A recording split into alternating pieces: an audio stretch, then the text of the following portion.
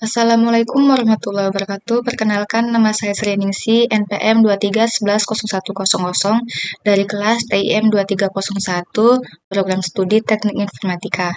Pada kesempatan kali ini, saya akan mempresentasikan materi mengenai kriptografi hybrid sebagai pemenuhan tugas UAS mata kuliah kriptografi.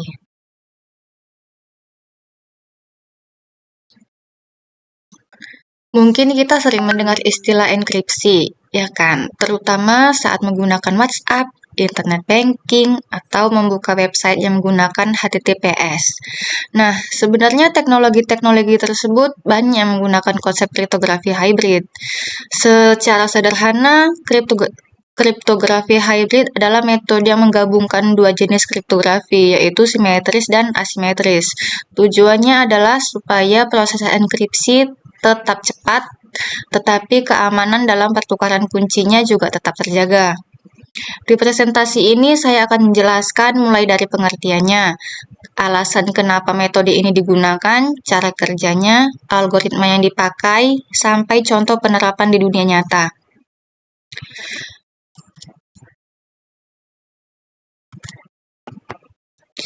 Jadi, apa sebenarnya kriptografi hybrid itu? Kriptografi hybrid adalah metode enkripsi yang menggabungkan algoritma simetris dan algoritma asimetris dalam satu sistem. Pembagian tugasnya cukup sederhana. Algoritma simetris digunakan untuk mengenkripsi data utama karena prosesnya cepat, sedangkan algoritma asimetris digunakan untuk mengenkripsi session key, yaitu kunci yang dipakai oleh algoritma simetris. Kenapa tidak langsung pakai satu algoritma saja? Karena masing-masing algoritma punya kelebihan dan kekurangan. Dengan menggabungkannya, kita bisa mendapatkan proses enkripsi yang cepat sekaligus proses distribusi kunci yang aman. Jadi bisa dibilang kriptografi hybrid dibuat untuk memanfaatkan kelebihan dari kedua jenis algoritma tersebut.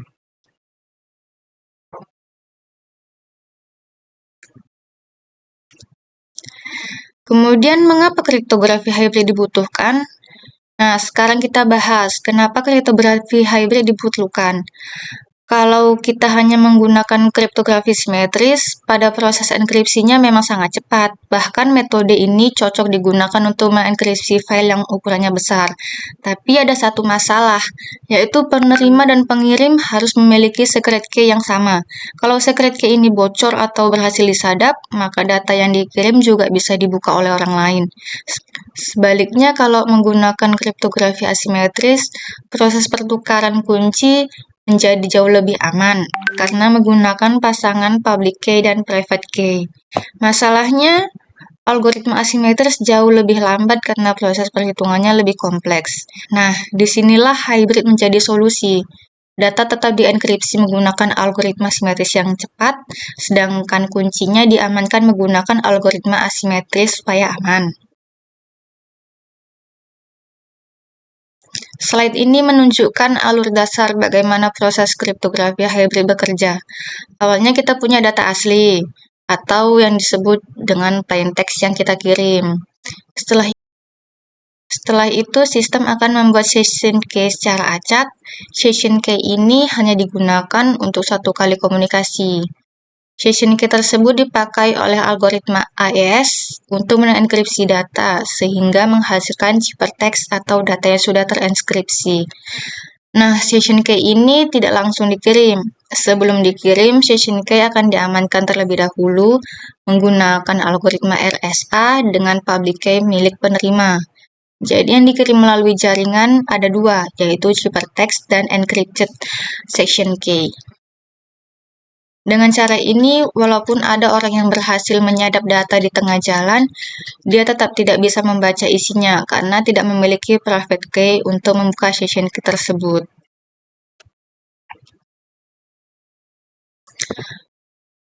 Cara kerja kriptografi hybrid. Kalau dijelasin langkah demi langkah, prosesnya seperti ini. Pertama, sistem membuat session key secara acak. Yang kedua, data dienkripsi menggunakan AES dengan session key tersebut. Yang ketiga, session key dapat diamankan lagi menggunakan RSA. Setelah itu, data yang sudah terinskripsi beserta session key yang juga sudah terinskripsi dikirim ke penerima. Di sisi penerima, private key digunakan untuk membuka session key terlebih dahulu. Setelah session key didapatkan, barulah AES digunakan untuk membuka data sehingga kembali menjadi bentuk aslinya. Jadi RSA hanya digunakan untuk mengamankan kuncinya, sedangkan data tetap diproses menggunakan AES agar prosesnya lebih cepat.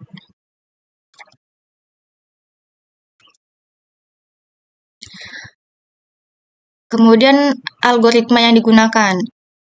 Ada beberapa algoritma yang biasanya digunakan dalam kriptografi hybrid. Yang pertama adalah AES. Algoritma ini bertugas mengenkripsi data karena cepat dan sangat efisien. Yang kedua adalah RSA. RSA digunakan untuk mengenkripsi session key agar proses pertukaran kunci tetap aman. Selain RSA dan juga ECC atau elliptic curve cryptography, fungsinya sama seperti RSA, tetapi menggunakan ukuran kunci yang lebih kecil dengan tingkat keamanan yang setara.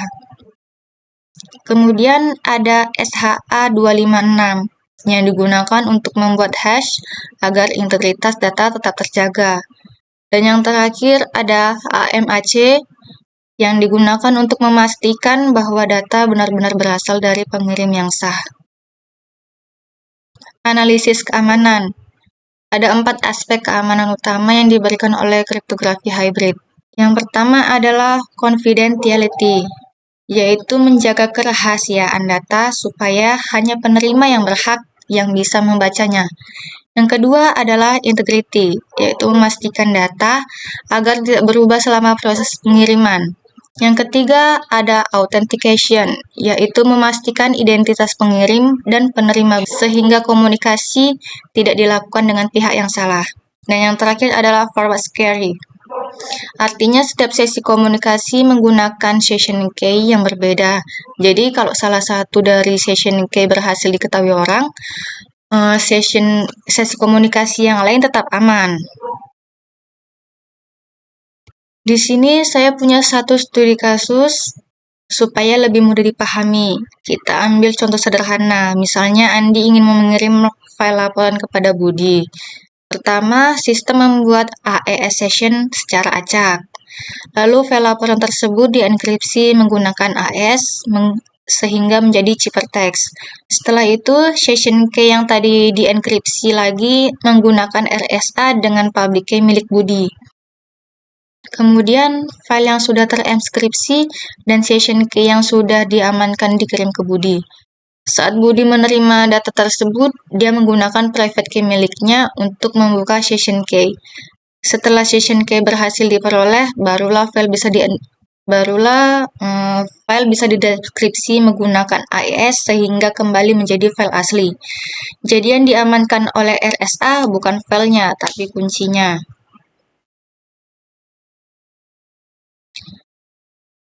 Implementasi kriptografi hybrid di dunia nyata. Kriptografi hybrid bukan hanya teori, tapi juga sudah digunakan di berbagai teknologi yang kita pakai setiap hari. Contohnya pada HTTPS atau SSL TLS yang mengamankan komunikasi antara browser dan server.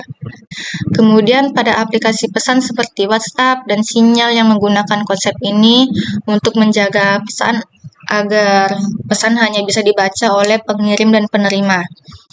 Pada bidang perbankan digital dan e-commerce, kriptografi digunakan untuk melindungi data transaksi dan data pelanggan. Selain itu, layanan cloud juga memanfaatkan metode ini agar data pengguna tetap aman saat disimpan maupun saat dikirim melalui internet.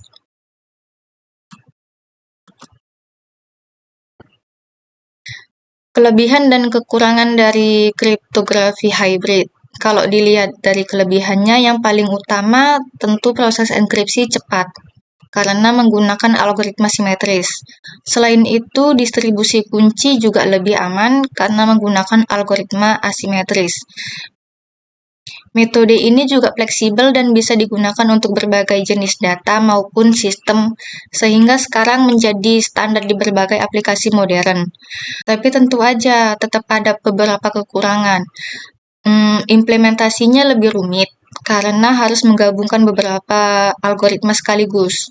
Selain itu, keamanan sistem sangat bergantung pada private key. Kalau private key sampai bocor, maka keamanan sistem juga akan terancam. Pada sistem yang lebih besar juga biasanya diperlukan infrastruktur tambahan seperti sertifikat digital atau PKI. Nah, jadi dari pembahasan yang udah saya jelaskan tadi, bisa disimpulkan bahwa kriptografi hybrid merupakan solusi yang menggabungkan kecepatan dari algoritma simetris dengan keamanan dari algoritma asimetris, karena mampu memberikan keseimbangan antara performa dan keamanan. Metode ini menjadi standar yang digunakan di berbagai sistem komunikasi modern seperti HTTPS, VPN, cloud computing, aplikasi pesan instan, hingga internet banking.